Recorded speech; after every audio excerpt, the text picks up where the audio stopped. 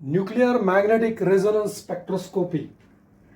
We call it as NMR spectroscopy. From this video, we are going to start NMR spectroscopy of the series of videos which will be on NMR spectroscopy. Now, in this first video, first of all, we'll see the introduction to NMR and its basic principle. Now we'll start with introduction to NMR. So I have just written here a very short introduction to the NMR. What is important to understand NMR? You just try to understand there are two common types of NMR spectroscopy. One is hydrogen 1 NMR, which is also called proton NMR. This is a very popular NMR spectroscopy. Hydrogen 1 NMR or proton NMR. What is use of this? By using this spectroscopy, we can find out number and types of hydrogen or protons present in the molecule.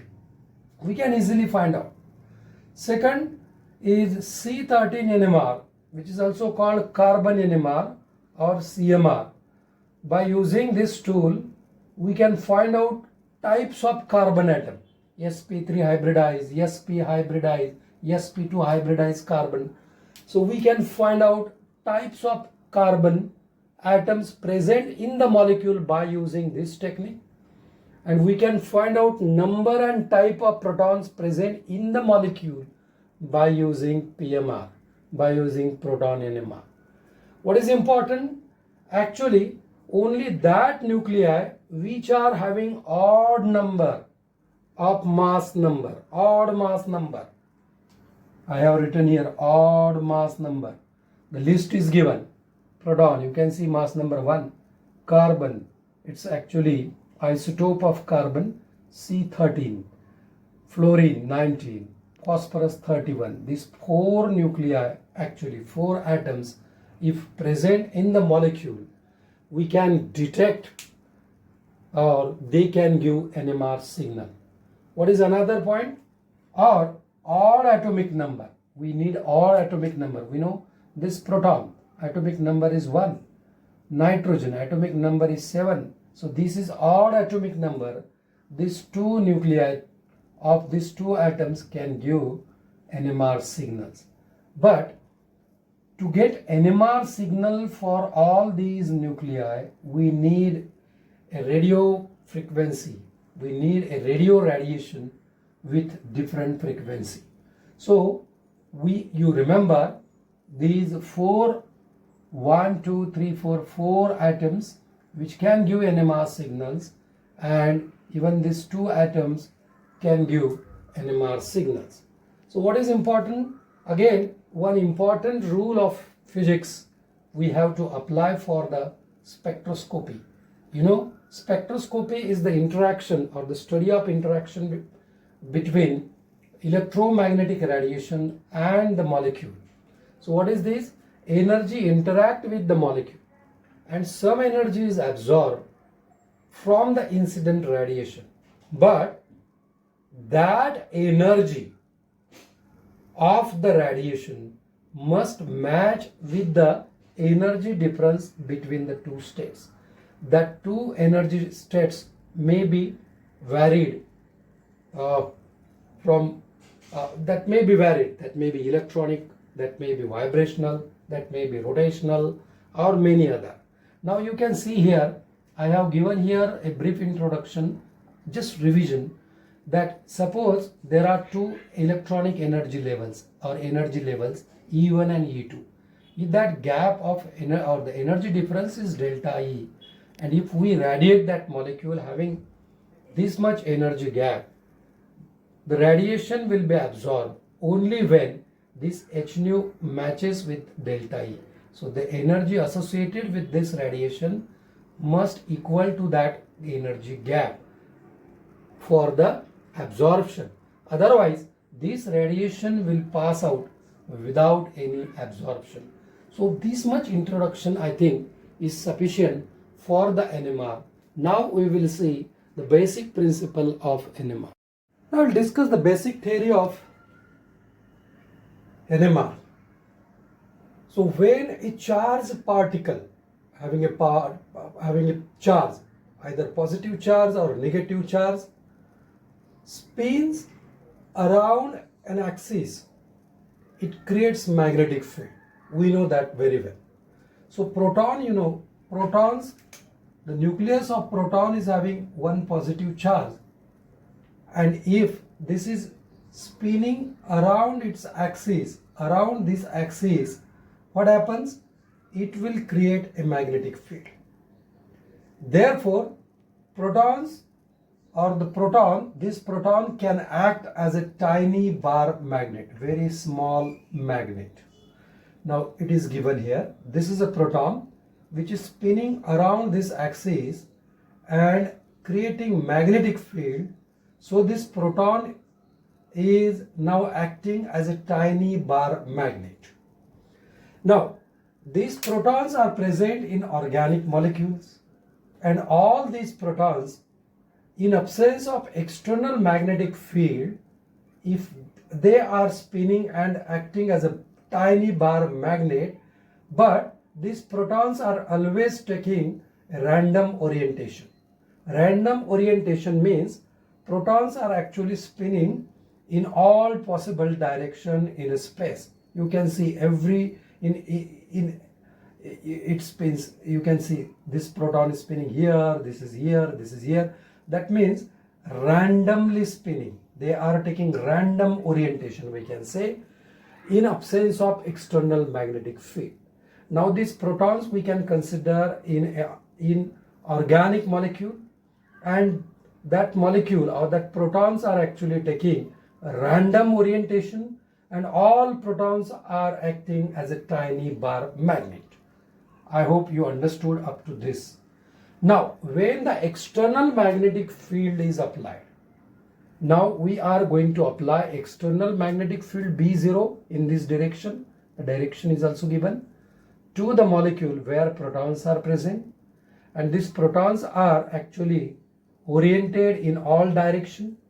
But when external magnetic field B0 is applied, these protons can take only two orientation. Remember, only two orientation. You can see these blue protons, they are actually taking the orientation aligned with the direction of applied magnetic field. Same direction you can see. And these protons which are red, which are shown by using red ink, they are taking opposite orientation, means opposite to the direction of applied magnetic field. So now previously, in absence of external magnetic field, protons are taking all possible direction, orientation in all possible direction. But once we apply external magnetic field B0, they are restricted. Their orientation is restricted in two direction only. Either they can take orientation of external magnetic field, or they can take the orientation opposite to the external magnetic field. But one more thing is clear from this picture, that most of the protons are actually taking the orientation aligned with the applied external magnetic field, and very few are taking the orientation opposite to the external magnetic field. Why? Because the orientation which is aligned with the applied magnetic field is actually a low energy orientation. Its energy is very low. And the orientation which is actually opposing to the external magnetic field is a high energy orientation.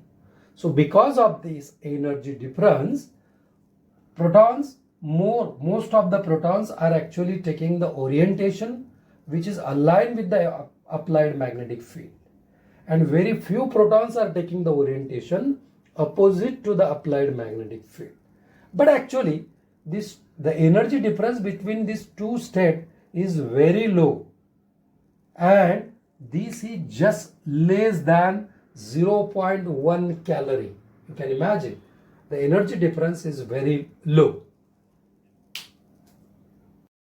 Now you can see, as I mentioned, that the nucleus this nucleus, blue nucleus which I have shown here, are taking the orientation aligned with the applied magnetic field, and these orientations are low energy orientation.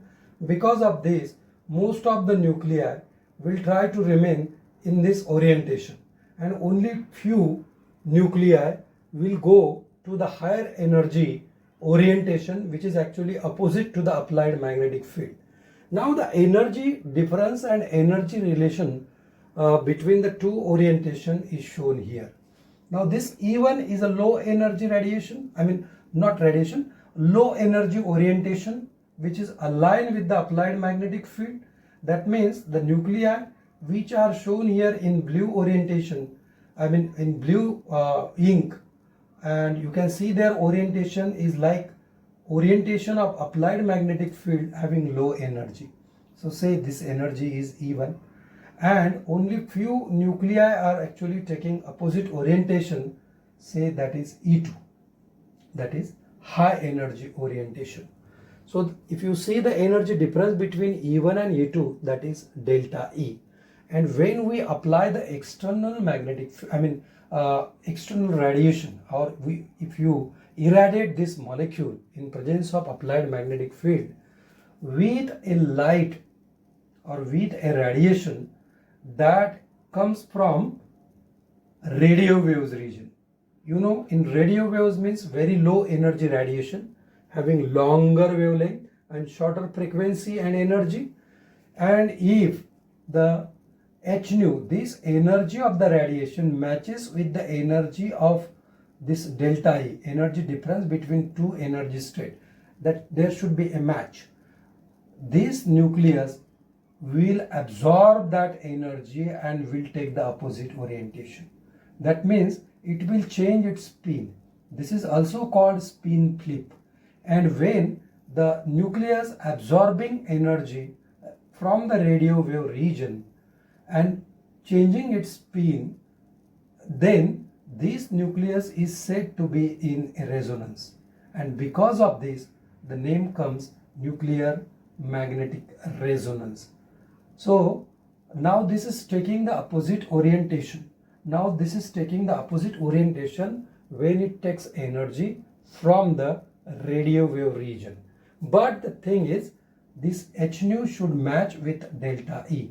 If this h nu is not matching with this energy difference, it will pass away without any absorption.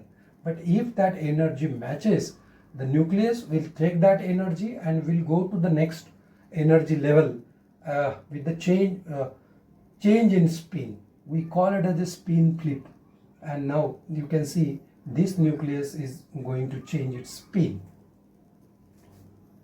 Now we'll see the relationship between the frequency which is required, or frequency of the radio wave radiation, and the strength of applied magnetic field. You must remember that. It is very important part. Now you can see here, which are actually, these two are directly proportional. Means if we increase the strength of applied magnetic field, we need a radiation of higher frequency from the radio wave region. That is the meaning. For example, if we use the applied magnetic field 1.4 Tesla, then we need the radiation of 60 megahertz. So this is the relation. We need the radiation of 60 megahertz for the resonance. For the resonance means what? So if you are using the applied magnetic field of 1.4 Tesla, then your radiation must be in that range. It must have frequency around 60 megahertz for the absorption. So the nuclei will absorb that much energy to get into the opposite spin, or will change the spin and we get the NMR signals. Or if we use a more strong magnetic field, suppose 7.05 Tesla, now we need a 300 megahertz, so greater frequency radiation of radio wave region. So this is the relationship, this is the meaning of this. Actually, these, if you remove this sign, we get this gamma and B0 upon 2 pi. That means this is actually a gyromagnetic ratio or nuclear constant. This value is fixed for nucleus to nucleus. So we are not going to see into more detail, but you remember, greater the magnetic field, it is very, very important to understand NMR. Greater the magnetic field, I mean this one, if you are applying more magnetic field, we need a higher energy. I mean, we need a radiation of higher frequency. That is the meaning. So the stronger the magnetic field, larger the energy difference. Because when we use stronger magnetic field, the gap between two energy states will increase. And if gap will increase, we need more energy for flipping or for resonance. So because of this, we need the radiation with greater frequency. Now one more thing, final point which is also very, very important. Now all molecules, I mean organic molecules, are not having all equivalent protons. Means they're chemically equivalent protons. Their electronic environment is different. And because of this, if their electronic environment is different, if they are not chemically equivalent, they give different signals. That means a number of NMR signals equals to the number of types of proton present in the molecule. So how many types of protons present in the molecule, that is decided by the number of NMR signals present or given by that molecule, or vice versa. Now one more thing which I want to add here, that if chemically different protons are present in the molecule, they feel external magnetic field differently.